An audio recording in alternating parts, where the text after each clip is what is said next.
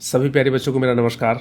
बच्चों, आज हम लोग पढ़ेंगे नंबर सिस्टम कॉन्सेप्ट के बारे में। जैसा कि आप सभी जानते ही हैं, अभी आरआरबी रेलवे एनटीपीसी का एग्ज़ाम होने वाला है। इसके बाद आरआरबी ग्रुप डी का एग्ज़ाम होने वाला है, एसएससी, बैंकिंग, सभी एग्ज़ाम्स में नंबर सिस्टम से सवाल आते ही आते हैं। इससे कोई भी एग्ज़ाम अछूता नहीं है। यह बहुत ही वीवीआई चैप्टर है, इसलिए हम चाहेंगे कि इसके सवाल को करने से पहले हम कुछ महत्वपूर्ण चीज़ों के बारे में जान लें, ताकि हमें सवाल बनाने में दिक्कत ना आए। और इसके कॉन्सेप्ट के जस्ट बाद हम लोग बिल्कुल एग्ज़ाम में आने वाले पूछे जाने वाले प्रश्न की धुआंधार प्रैक्टिस करेंगे। तो आइए हम चलते हैं नंबर सिस्टम के कॉन्सेप्ट की तरफ। देखिए, नाम से ही है इसका, नंबर, नाम ही है नंबर सिस्टम। इसको हिंदी में क्या बोलते हैं? संख्या पद्धति। नंबर का मतलब संख्या और ये हो गया पद्धति। संख्या पद्धति का मतलब होता है तरीका। संख्याओं की जो पद्धति है, इससे संबंधित प्रश्न इसमें पूछे जाते हैं। संख्या जैसे मान लीजिए 57, 98, 1003, ये सभी क्या हैं? संख्याएं हैं। तो इनके लिखने, पढ़ने, व्यवस्थित करने, बहुत सारे तौर तरीकों से इससे प्रश्न पूछ लिए जाते हैं। तो ये सारे चीज़ों के अध्ययन को ही, इसके तरीका को, कि जिसके तहत इसके तरीके को बदल बदल करके हम सवाल को करते हैं, इसीलिए इसका नंबर जो है नंबर सिस्टम रखा गया। पद्धति है, तरीका है कि अलग अलग ढंग से चीज़ों को करते हैं। ठीक है। अब देखिए, सबसे पहले कि जैसे बचपन से ही हम लोग देखते आए हैं कि किसी भी चीज़ की काउंटिंग हम लोग एक से शुरू कर देते हैं। जैसे 1, 2, 3, 4, 5, 6, 7, 8, 9, 10 है। बचपन से ही हम लोग जैसे पढ़ाई की शुरुआत करते हैं तो कक्षा 1, फिर 2, तीसरी कक्षा, चौथी कक्षा, 5वीं कक्षा, कुछ खाना पीना हो, कुछ भी काउंटिंग करना हो तो हम 1 से चालू कर देते हैं। तो हमें ये भी समझना होगा कि शुरुआती दौर में आखिर ये नंबर आया कहाँ से, इसकी आवश्यकता क्यों पड़ी।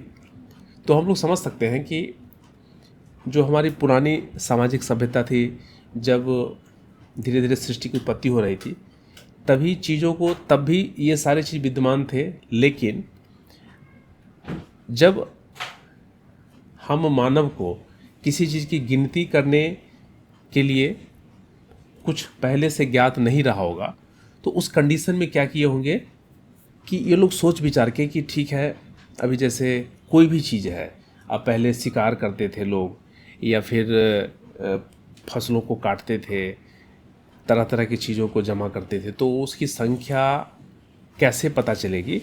तो इसके लिए उन्होंने सोच विचार करके धीरे धीरे ना काउंटिंग की पद्धति, मतलब किसी चीज़ को गिनने की चीज़ों के बारे में आवश्यकता समझा होगा। फिर उसके हिसाब से इन्होंने काउंटिंग के नंबर 1, 2, 3, 4, 5, 6, 7 ऐसे करके बनाए। ठीक है। तो बता दें आपको कि इस तरीके से जैसे ही कहा जाता है किसी भी चीज़ के लिए आवश्यकता ही आविष्कार की जननी होती है। तो आवश्यकता पड़ी चुकी चीज़, जैसे आप पेड़ में आम लदे हुए हैं, कोई व्यक्ति 2-4 आम तोड़ के खाया, लेकिन उसको और भी खाने हैं। अब लास्ट में सोच रहा है कि मैंने कितने आम खाए, फिर उसके फ्रेंड ने कितने आम खाए, दूसरे लोगों ने कितने आम खाए। अब सोचेगा लास्ट में कि भाई इस पेड़ में आखिर आम थे कितने, हम सभी लोगों ने भरपूर आम खाए। तो अगर हम ये सोचें कि कितना कितना आम सभी लोग खाया, तो ये कैसे पता चलेगा। तो इस तरह की दिक्कतें आई होगी, तो ऐसे करके धीरे धीरे इसका इजाद हुआ। ठीक है। तो हम शुरू से जानते हैं कि जो 1 से गिनती शुरू होती है, इसको क्या बोलते हैं? प्राकृतिक संख्या। प्राकृतिक संख्या जो कि 1 से शुरू होती है। ठीक है, 1 से लेकर के, और ये अनलिमिटेड है, जहाँ तक चाहें वहाँ तक काउंटिंग कर सकते हैं। अब देखिए कि इसमें सवाल पूछ लिया जाता है कि सबसे छोटी प्राकृतिक संख्या क्या होती है। तो प्राकृतिक संख्या जो होती है वह 1 से शुरू होती ही है, इसलिए अगर सबसे छोटी प्राकृतिक संख्या पूछा जाए तो हम लोग बोल सकते हैं कि वह क्या होगी? सबसे छोटी प्राकृतिक संख्या, प्राकृतिक संख्या बराबर 1। ठीक है। इसी प्राकृतिक संख्या को क्या बोलते हैं? नेचुरल नंबर भी बोलते हैं, नेचुरल नंबर। अब आइए देखिए, एक ऐसी भी स्थिति बनी होगी कि मान लीजिए किसी ने कुछ खाया ही नहीं, बहुत सारे लोग हैं जो आम खाए, लेकिन कुछ ऐसे व्यक्ति भी होंगे जो कुछ खाए नहीं, उनको आम अच्छा नहीं लगता होगा। तो ऐसे स्थिति में उसको किस चीज़ से दर्शाएंगे, कैसे डिनोट करेंगे, यह भी एक समस्या बनी होगी। यानी कि नील, जीरो, कुछ भी नहीं, नथिंग एट ऑल, ठीक है।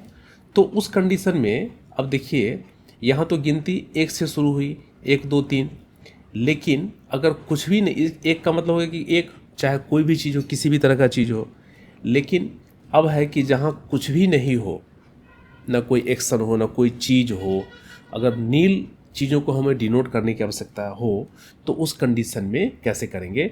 तो उसके लिए इजाद किया गया जीरो। जीरो मतलब नील, नील का मतलब क्या हो गया, शून्य, इसको शून्य भी हम लोग बोलते हैं, ठीक है। इसका मतलब कि कुछ भी नहीं, जीरो। अब पहले तो नेचुरल नंबर बना, प्राकृतिक संख्या, उसमें गिनती 1 से शुरू हुई और ये इन्फिनिटी तक चली गई, अनगिनत। लेकिन बाद में पता चला कि भाई इसमें जीरो भी तो हो सकता है, ऐसा थोड़े ना कि हर चीज़ गिनती से शुरू होगी। तो जब जीरो को इस प्राकृतिक संख्या के परिवार में मिला दिया गया, जब गिनती की शुरुआत हम जीरो से करने लगे, तो इसको कहा जाने लगा पूर्ण संख्या। जी हाँ, अब ये संख्या क्या हो गई, पूर्ण हो गई, ठीक है। तो पूर्ण संख्या में जीरो को ऐड कर दिया जाता है, किस में, प्राकृतिक संख्या के परिवार में, ठीक है। तो एक तो ये हो गया। अब इसमें क्वेश्चन पूछ लिया जाता है कि क्या जीरो प्राकृतिक संख्या है। तो आप ध्यान रखिए कि जीरो बिल्कुल प्राकृतिक संख्या नहीं है, क्या है, पूर्ण संख्या है, पूर्ण संख्या के परिवार में आता है। अब देखिए इसके आगे देखिए, अब एक और चीज़ हो सकती है। मान लीजिए कि आपने किसी को, जैसे मान लीजिए कि ठीक है, अगर हम 2 माइनस 2 किए तो ये क्या हो गया, जीरो हो गया। 8 माइनस 8 किए तो जीरो हो गया, ठीक है। 15 माइनस 15 किए तो जीरो हो गया। अभी 10 माइनस 10 करेंगे तो भी क्या होगा, जीरो होगा। लेकिन हमें ये भी तो सोचना पड़ेगा कि ऐसा भी कंडीशन हो सकता है जिस कंडीशन में मुझे 10 में से 20 को माइनस करना पड़े, यानी कि माइनस में ज़्यादा है, प्लस में कम है। अब ये 10 के पहले कोई साइन नहीं लगा, इसका मतलब क्या है, ये प्लस में साइन है, ठीक है। और ये -20 है, मतलब ये -20 है। अब यहाँ पे माइनस ज़्यादा हो गया, प्लस के आंकड़े कम हो गए। अब सवाल है कि इसको कैसे डिनोट किया जाए। तो यहाँ पे क्या हो गया कि इसका मतलब हो गया कि ये -10 हो गया, ठीक है ना। तो बात केवल गिनती पे नहीं रुकी, फिर वहाँ से ऐसी भी चीज़ सोची गई कि भाई वो चीज़ कुछ हो ही नहीं, तो वहाँ पे जीरो बना। और अब एक ऐसी सिचुएशन आई कि भाई ठीक है, 0 1 2 3 4 5 होता है, लेकिन ऐसी भी चीज़ होगी कि जो निगेटिव में हो जाए। यानी कि हमने किसी को 10 रुपया दिया है ना, और मैंने किसी से 10 रुपया लिया, तो लेना और देना दोनों अलग अलग चीज़ है। तो अब लेने और देने को, मतलब मैंने किसी को दिया जब मेरे पास था, और मैंने जब किसी से लिया जब मेरे पास कुछ भी नहीं था, तो यहाँ पे कैसे पता चलेगा, इसके रख रखाव में, डेटा के रख रखाव में ये कैसे, मतलब हम सुनिश्चित करेंगे कि मैंने लिए और दिए दोनों के लिए साइन हम क्या यूज करेंगे, ठीक है। दिया मतलब मेरे पास पॉजिटिवली था, अवेलेबल था, उसको हम कैसे डिनोट करेंगे। और मैंने अगर किसी से लिया, मतलब मेरे पास नहीं था तभी तो लिया, तो वैसे कंडीशन में हम उसको किसी से डिनोट करेंगे। तो वहीं पे अगर मैं किसी से लेता हूँ, यानी कि क्या हो, डेबिट हो गया, कर्ज हो गया मेरे ऊपर, तो उसको हम माइनस से डिनोट करते हैं, यानी कि वो मेरे पास नहीं है, ठीक है, वो बोरो हो गया। लेकिन अगर मैंने किसी को दिया तो क्या, पॉजिटिव हो गया, मेरे पास फंडेड था, इसके लिए मैं उसको दे पाया, ठीक है। तो अब तीसरी कंडीशन ये हो गई कि जो हमारा संख्या है, नंबर है, वह माइनस में भी हो सकता है, ठीक है। तो पहली कंडीशन प्राकृतिक संख्या वाली। अब जीरो भी हो सकता है, उसके लिए हमको पूर्ण संख्याएं बनानी पड़ी, ठीक है। अब यहाँ पे बात यही नहीं रुकी, इसके आगे जीरो के बाद अगर आप देखें तो यहाँ पे क्या होगा। अब मान लीजिए इसको हम इस तरीके से कर सकते हैं कि यहाँ पे मान लीजिए जीरो हो गया, ठीक है। अब ये हो गया 1 2 3 4 5 6 7 ऐसे करके डॉट डॉट। ठीक है, अब यहाँ पे -1 भी तो हो सकता है, -2 भी हो सकता है, -3 भी हो सकता है, -4 भी हो सकता है, -5 भी हो सकता है, और ये -6 ऐसे करके क्या होगा, यहाँ पे इधर भी माइनस का सिलसिला चलता रहेगा। ठीक है, ये भी पॉसिबल है, और ये कहाँ तक जाएगा इसकी कोई लिमिटेशन नहीं है, ये बिल्कुल इन्फिनिटी तक जाएगा। ठीक है, तो अब देखिए ये था हमारा नेचुरल नंबर, और जब हमने इसको मिला दिया तो क्या हो गया, ये हो गया होल नंबर, पूर्ण संख्या। ठीक है, और जब इसके परिवार में हम निगेटिव नंबर्स को भी मिला दिए तो यह एक अलग ही सिचुएशन बन गई, और इसको क्या बोले, इसको बोला गया पूर्णांक। पूर्णांक, ठीक है जी, इसका नाम दिया गया पूर्णांक, जिसमें पूर्णांक के अंतर्गत क्या होता है कि जो ऋणात्मक संख्याएं हैं वो भी आएंगी, धनात्मक संख्याएं भी आएंगी, और साथ में जीरो भी शामिल रहेगा। ठीक है, यहां तक हम लोग समझ गए। अब चलिए इसमें एक चीज और हम लोग समझते हैं कि ये जो संख्याएं हैं, जैसे मान लीजिए ये 58 कोई संख्या है, क्या ये संख्या है। ठीक है, तो ये संख्या जो 58 है वह कैसे बनी है, 5 और 8 से बनी है। ठीक है, तो संख्या 58 है, लेकिन इसमें डिजिट कौन कौन से हैं, डिजिट हैं आपके 5, और डिजिट कौन से हैं दूसरे, डिजिट हैं 8। ठीक है, दोनों अलग अलग संख्याएं हैं। तो आप ये समझिए जो डिजिट है, डिजिट को क्या बोलते हैं हिंदी में, इसको हम अंक बोलते हैं। ये क्या है, 5 भी अंक है और 8 भी अंक ही कहलाता है, लेकिन जब दोनों का हम समन्वय करके साथ में अगर हम लिखते हैं एक सही क्रम में, व्यवस्थित क्रम में, तो वह संख्या बन जाती है। ठीक है, तो एग्जाम में यह भी पूछ लिया जाता है कि भाई इसमें कितनी संख्या, कितने डिजिट हैं।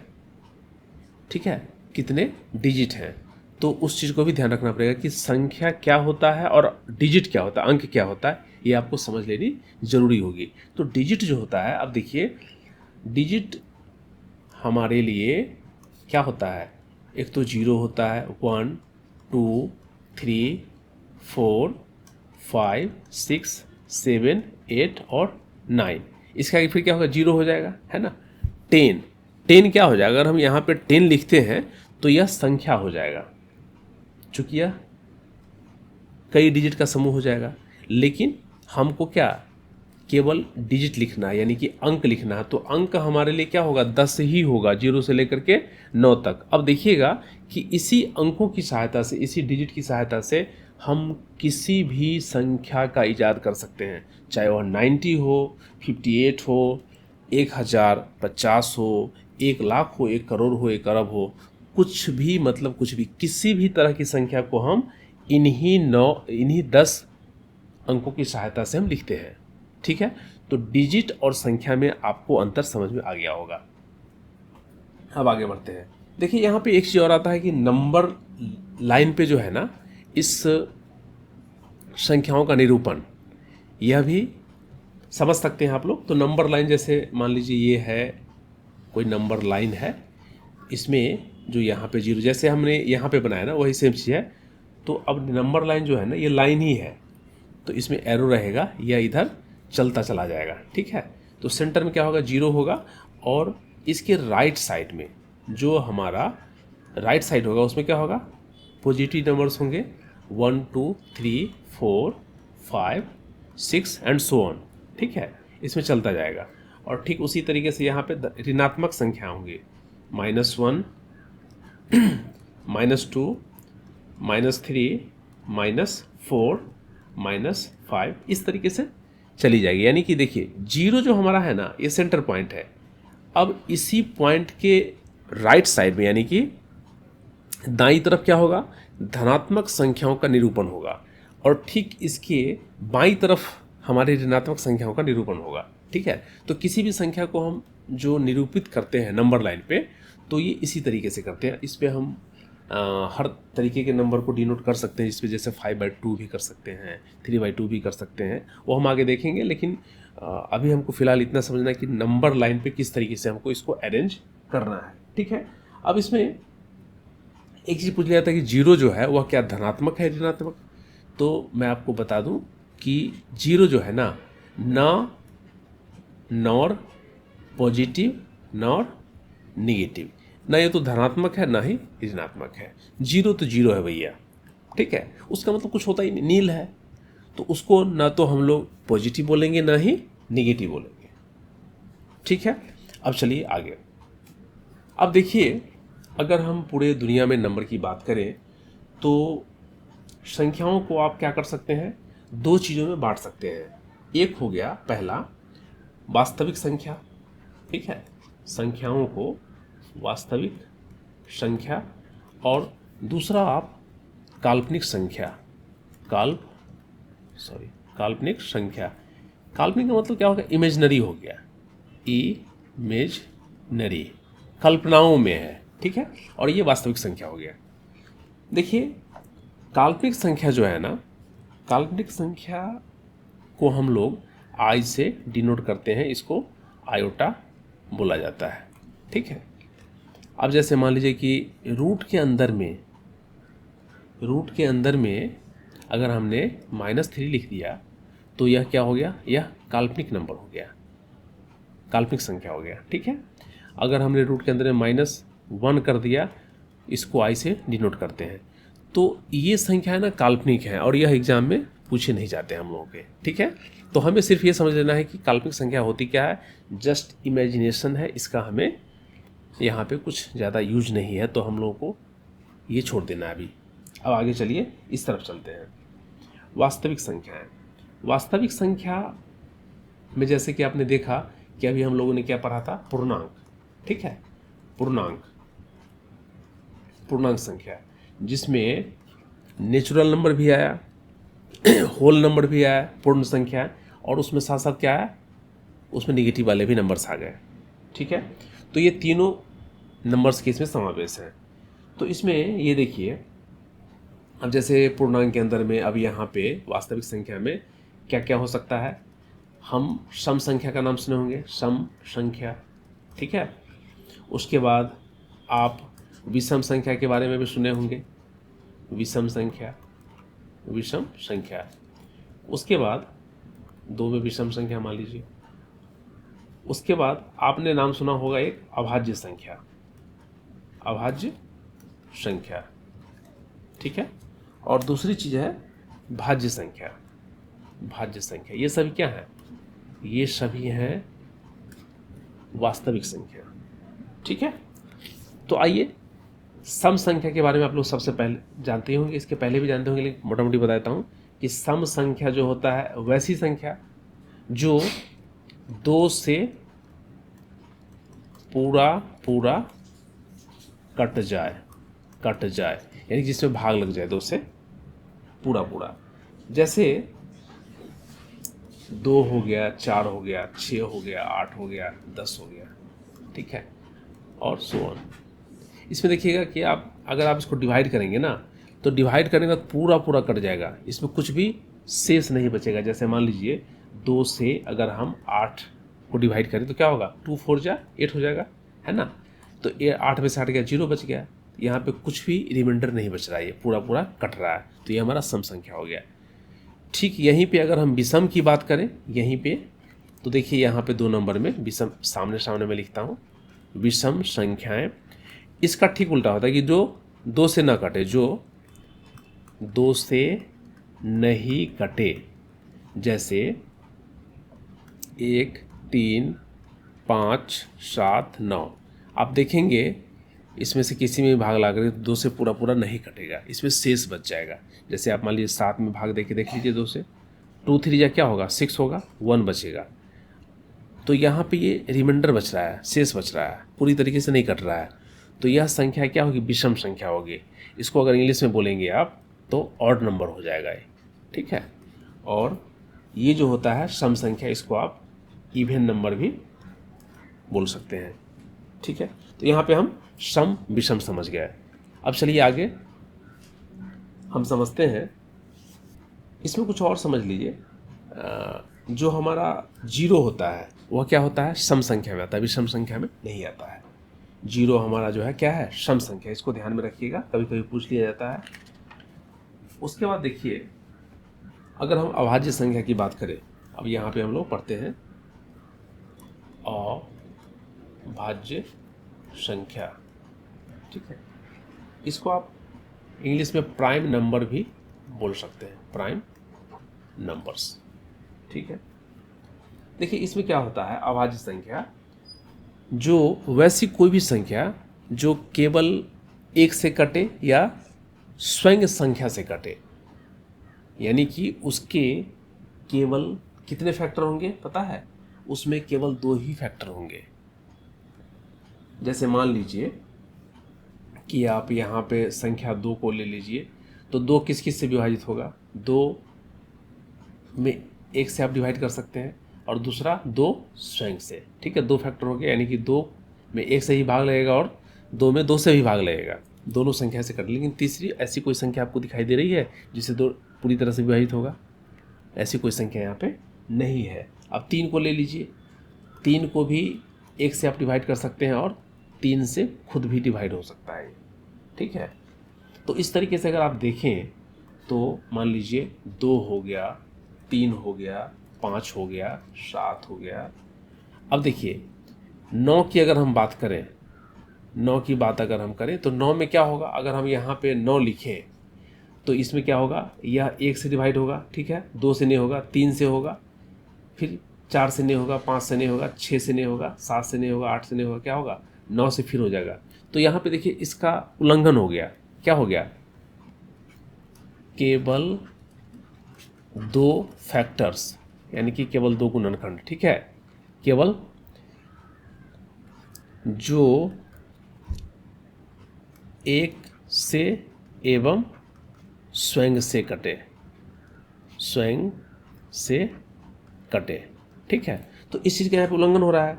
इसका मतलब क्या है, यह हमारा अभाज्य संख्या नहीं हो सकता, क्योंकि इसमें 3 ऐसे हैं फैक्टर जो जिससे भी वह पूरा पूरा कट रहा है, 3 3 जा 9, ठीक है ना, 3 3 9। तो यहाँ पे कहा गया है कि मतलब 2 ही फैक्टर होना चाहिए, या फिर केवल स्वयं से कटे और 1 से कटे। अब यहाँ पे देखो 9 से कटना चाहिए और 1 से कटना चाहिए, लेकिन यहाँ पे 3 से भी कट रहा है। इसका मतलब क्या हुआ कि यह हमारे अभाज्य संख्या की श्रेणी में नहीं आएगा। तो 7 के बाद 9 नहीं आएगा, ठीक है, 8 भी नहीं आएगा, क्या हो जाएगा यहाँ पे, फिर 11 हो जाएगा, 13 हो जाएगा। तो इस तरीके से हमें ऐसे संख्याओं का चुनाव करना है जिसके 2 ही फैक्टर होने चाहिए। दूसरे शब्दों में अगर कहें तो संख्या स्वयं से कटना चाहिए या फिर 1 से कटना चाहिए, ठीक है। अब चलिए, इसमें आपको कुछ सवाल पूछ लिए जाते हैं इससे रिलेटेड। इसमें देखिए, इसमें ये पूछ लेते हैं कि 1 से 50 तक, 1 से 50 तक अभाज्य संख्याओं की पूरी संख्या कितनी है टोटल, तो वो 15 हो जाएगा, ठीक है। अगर 1 से 100 के बीच कोई संख्या पूछ ले, प्राइम नंबर की संख्या, तो ये 25 हो जाएगा। देखो इसका कोई फिक्स फार्मूला नहीं है, यह हमें निकालने ही पड़ेंगे। जैसे आपने 1 से 10 तक देखा तो इसमें क्या होगा, 2 हो गया, 3 हो गया, 5 हो गया, 7 हो गया, है ना। इस तरीके से फिर क्या हो गया, 8 नहीं होगा, 9 नहीं होगा, सीधे 10 भी नहीं होगा, तो यह हमारे 4 हो गए। तो हमें ज्ञात करने पड़ेंगे, क्योंकि इसका कोई फिक्स फॉर्मेट नहीं है।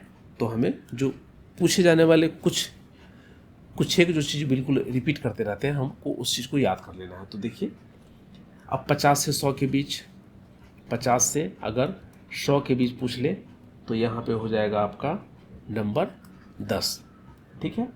अब अगर मान लीजिए 1 से अगर मान लीजिए 200 के भी पूछ ले कितने अभाज्य संख्या होते हैं, तो वो होता है 46, ठीक है। अगर आपको पूछ ले 1 से लेकर के 1000 तक के बीच, तो वो होगा 168। तो ये मोटा मोटा आपको याद कर लेना, ज़्यादा नहीं है। और यही सब पूछे जाते हैं, कुछ बहुत ज़्यादा फास्ट नहीं पूछे जाएंगे आपको, ठीक है। ये हो गया।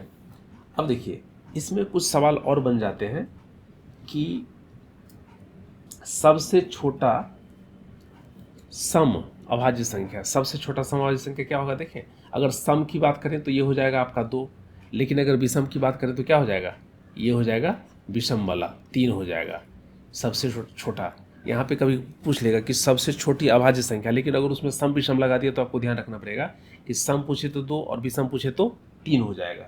ठीक है, इन चीज़ों का आपको ध्यान रखना है।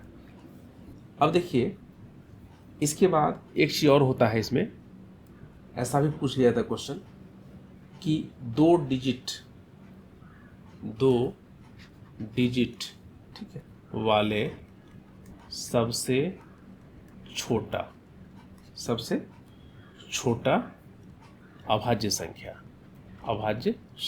क्या होगा। सबसे छोटा पूछ रहा है लेकिन 2 डिजिट का, तो वो हो जाएगा अपना 11। ठीक है, लेकिन इसी में अगर आपको ये पूछ ले कि 2 डिजिट वाले जो है सबसे छोटा नहीं सबसे बड़ा, सबसे यहाँ पे बड़ा लगा दे अभाज्य संख्या, तो क्या हो जाएगा, ये हो जाएगा आपका 97।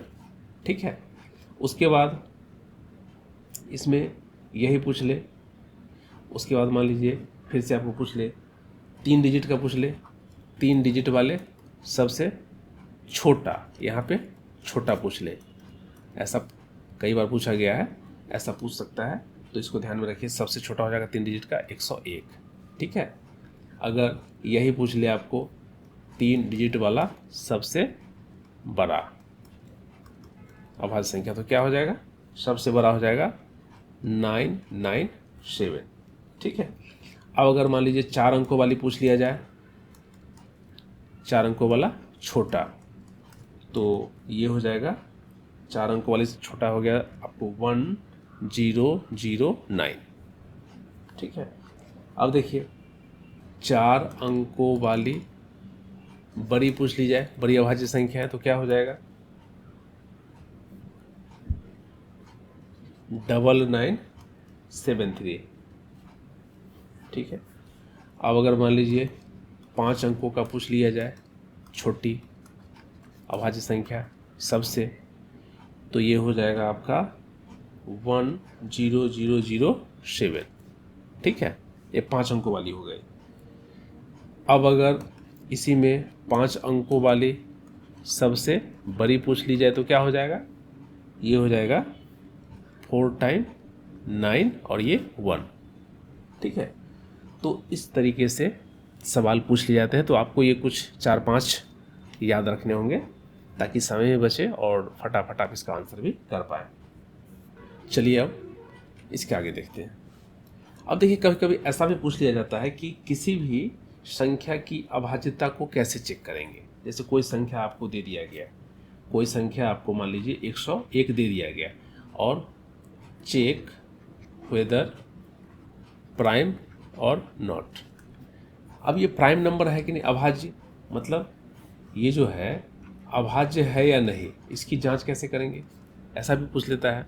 एक तो देगा कि हाँ इतना से इतना के बीच में अभाज्य संख्या बता दीजिए गिनती करके, तो अगर 10 का अंतराल है 20 का अंतराल है तो आप ऐसे भी चेक करके लिख सकते हैं, नहीं तो इसके पहले जो मैंने कुछ बताया उसको आपको ध्यान रखना पड़ेगा, याद कर लेना पड़ेगा। तो देखिए इसमें एक छोटा सा ट्रिक है कि अगर 101 का पूछ रहा है ना, तो 101 के ठीक आसपास कितना हो जाएगा 100 होगा, और 100 को हम क्या लिख सकते हैं 10 का स्क्वायर लिख सकते हैं। एक ऐसी संख्या लें उससे ठीक छोटी जो क्या हो पूर्ण वर्ग संख्या हो, तो 101 के नज़दीक में क्या है 10 है, 10 का स्क्वायर करेंगे तो आपको 100 हो जाएगा। ठीक है, तो अब हमको क्या करना है, अब 100 तक संख्याओं से हम चेक करते फिरेंगे तब तो बहुत टाइम लग जाएगा। तो मुझे क्या करना होगा, ये जो 10 का स्क्वायर हो गया ना, तो हमें 1 से लेकर के ना 10 तक के संख्याओं से हमको भाग दे करके देखना है। तो आप देखेंगे कि इसमें अगर आप भाग देंगे ना, तो न 3 से कटेगा, न 7 से कटेगा, न 9 से कटेगा। अब 10 की तो बात ही नहीं है। ठीक है, अब देखिए यहाँ पे 101 है, तो 101 में आप देखिए इन सभी संख्याओं से बिल्कुल भाग लगेगा ही नहीं लगेगा। अगर नहीं लगता है तो ये क्या हो गया अभाज्य संख्या हो गया। तो इस तरीके से आप चेक करके देख सकते हैं। अब चलिए इसके आगे हमको समझना है कि भाज्य संख्या। ठीक है, भाज्य संख्या के बारे में तो समझ लें कि भाज्य संख्या क्या होता है।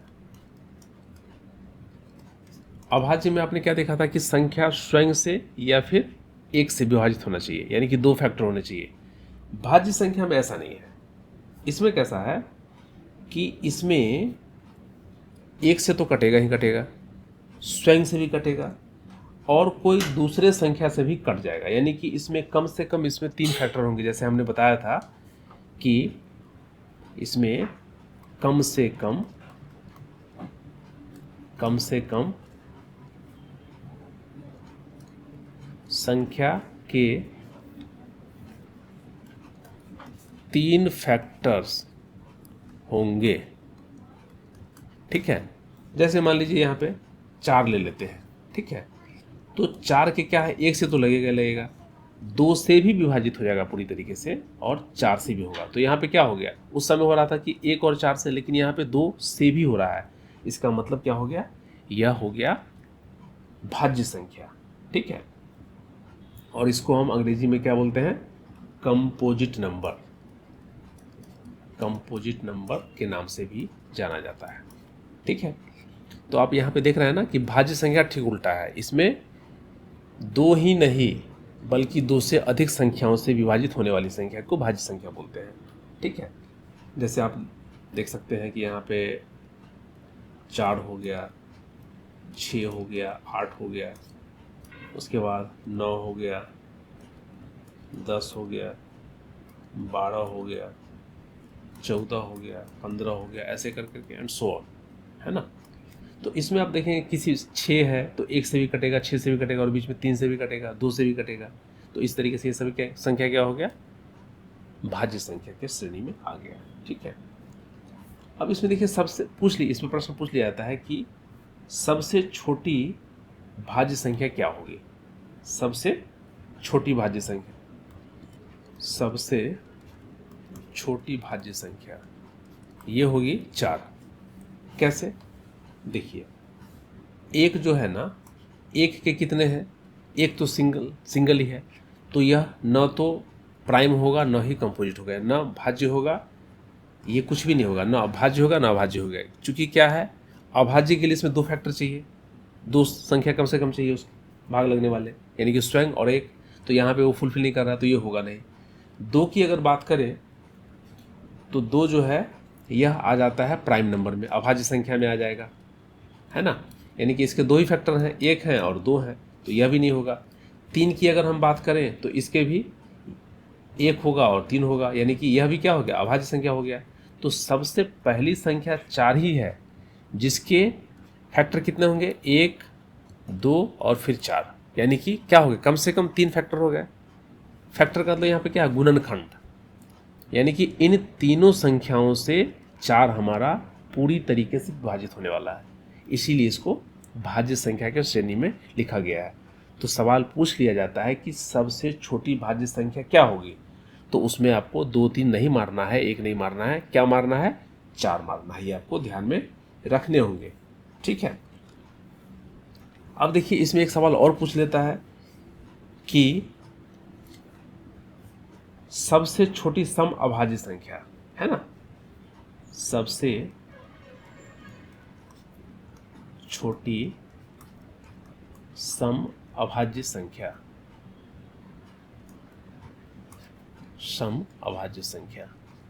क्या होगा, सबसे छोटी ये हो जाएगा आपका 4। ठीक है, लेकिन अगर सबसे छोटी विषम पूछ लिया तो सबसे छोटी, अगर यहाँ पे विषम पूछ लिया सम की जगह पे, तो क्या होगा, विषम में हो जाएगा आपका 9। ठीक है, तो ये आपको ध्यान रखना है, ये दोनों चीज़ें परीक्षा में पूछे जाने वाली प्रश्न है। अब देखिए इसके अगर हम आगे चलें तो थोड़ी सी जानकारी इसकी भी रख लिया जाए। सह अभाज्य संख्याएं, को प्राइम नंबर क्या होता है, सह अभाज्य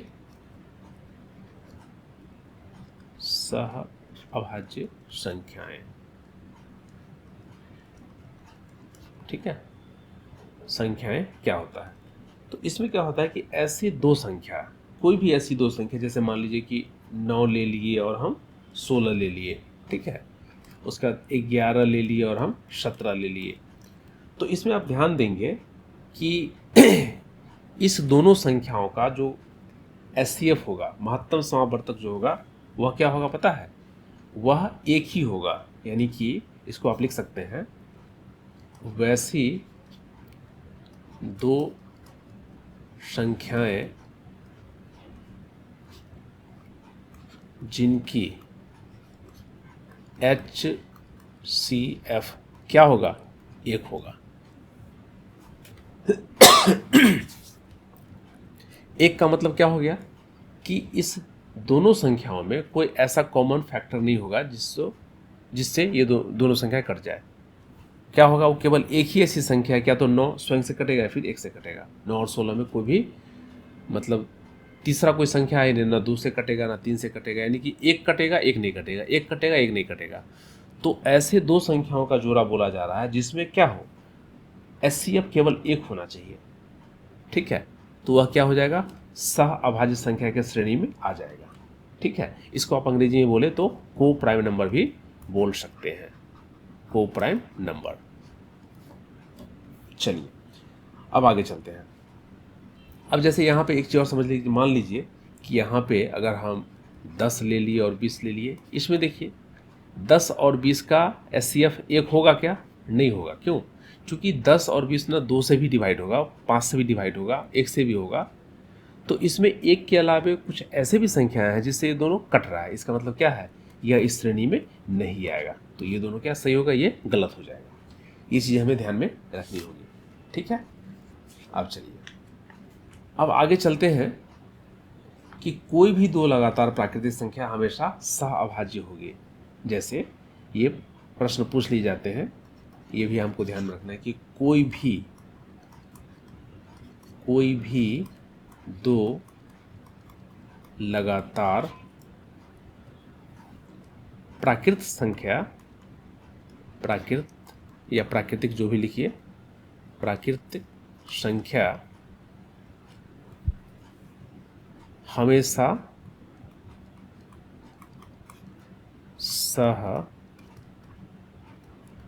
अभाज्य होगी। जैसे मान लीजिए 10 हो गया, 11 हो गया, यह लगातार संख्या है। इसमें देखिए कोई ऐसा फैक्टर है जिससे ये दोनों कट सके? नहीं कटेगा। यहाँ पे 13 14 ले लीजिए, 13 14 लगातार हो गया है ना। उसके बाद 14 15 ले लीजिए। कोई भी दो लगातार संख्या अगर आप प्राकृतिक लेंगे ना, तो इसमें क्या होगा कि इसमें ये दोनों क्या होगा? सह अभाज्य संख्या होगा। यानी कि इसका एचसीएफ क्या होगा? एक ही होगा। इसमें कोई कॉमन नहीं रहेगा जिससे दोनों कट जाए, ठीक है। तो ये आपने ये भी समझ लिया कि सह अभाज्य संख्याएं क्या होती है। चलिए अब हम लोग चलते हैं इस कड़ी में आगे की तरफ। अभी हम लोगों ने किसके बारे में देखा? पूर्णांक संख्याओं के बारे में चर्चा किया, ठीक है। अब देखिए यहाँ पे दशमलव संख्या का नाम आपने सुना होगा। दशमलव संख्याएं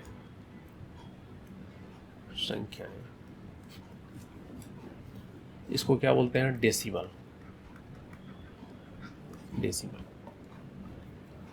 अब देखिए दशमलव संख्या जो होती है ना, दो तरह के होते हैं। एक तो होता है परिमेय संख्या,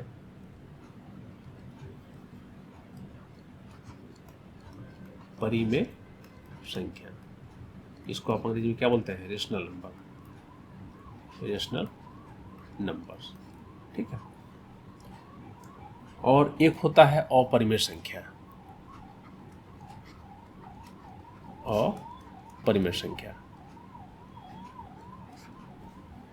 इसको आप अंग्रेजी में बोल सकते हैं इरेशनल नंबर। आप इसको लिख लीजिए, इरेशनल नंबर्स, ठीक है। तो देखिए दशमलव में क्या होता है, पहले परिमेय संख्या को समझते हैं कि ऐसी संख्या, कोई भी ऐसी संख्या, जैसे मान लीजिए 5 हम ले लिए, तो इसको हम 5/1 लिख सकते हैं, है ना। तो संख्याएं क्या होती है परिमेय संख्या की P/Q के रूप में लिखा जाता है, ठीक है।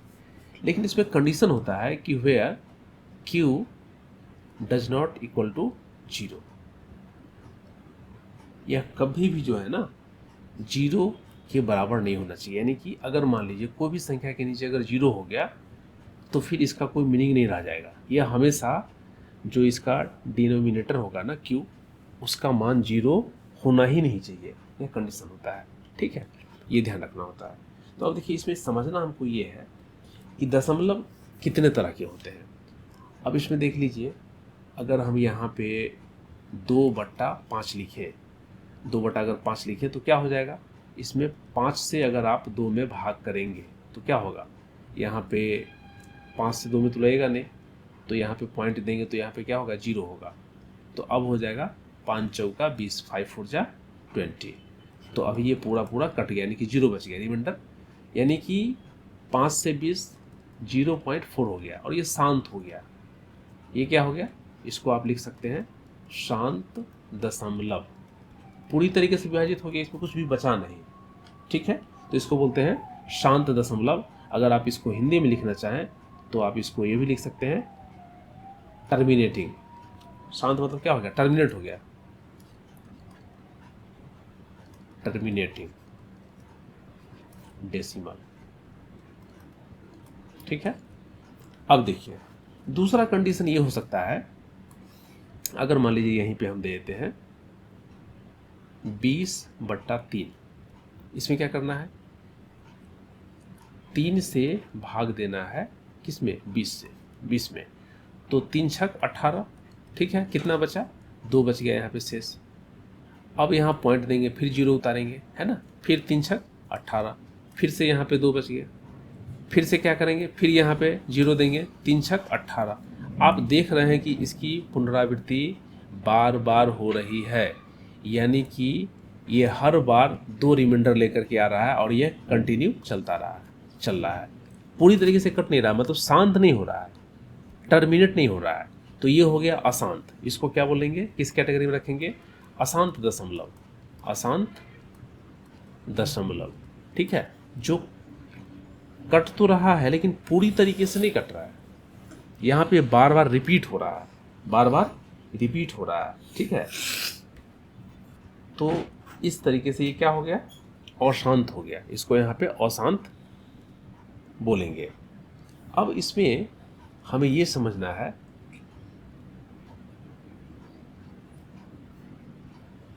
यहाँ पे क्या हो गया, इसको लिख सकते हैं नॉन टर्मिनेटिंग, लेकिन क्या है, रिपीटिंग हो रहा है, रिपीटिंग हो रहा है। नॉन टर्मिनेटिंग तो है लेकिन रिपीट कर रहा है, ये 6 क्या है, बार बार रिपीट हो रहा है, ठीक है। इसके ऊपर हम बार लिख सकते हैं, तो ये बार बार रिपीट हो रहा है, ये आगे ऐसे इसी क्रम में चलते रहेगा, ठीक है। अब देखिए अगर हम यहाँ पे बात करें तो ये तो 1 नंबर हो गया, आप इसको टर्मिनेटिंग की कैटेगरी में रख सकते हैं। ये जो है आप 1 नंबर के टाइप को देख लिए, यहाँ पे क्या आप इसको दूसरे नंबर के टाइप को देख लिए। अब देखिए तीसरे नंबर के टाइप में आप देख लीजिए कि कुछ ऐसा, जैसे मान लीजिए √2 का मान क्या होता है पता है, 1.414, और ये यहाँ पे न तो रिपीट होगा और न ही क्या होगा, टर्मिनेट होगा पूरा, ये बिल्कुल अलग अलग संख्या यहाँ पे आते रहेगा, ठीक है। अगर आप यहाँ पे √3 का वैल्यू देखें तो यहाँ पे भी 1.732 और यहाँ पे नया संख्या आते रहेगा, न रिपीट होगा न पूरा टर्मिनेट होगा, ठीक है। तो ऐसे भी संख्या होती है जो ना तो पूरी तरीके से टर्मिनेट होगा, मतलब शांत होगा, है ना। तो यहाँ पे इस कैटेगरी की संख्या को क्या बोलते हैं, नॉन रिपीटिंग, नॉन टर्मिनेटिंग, ठीक है। मतलब अशांत भी है और रिपीट भी नहीं हो रहा है। तो इस तरह के कंडीशन वाले संख्या को हम बोलते हैं अपरिमेय संख्या, ठीक है। यह जो है ना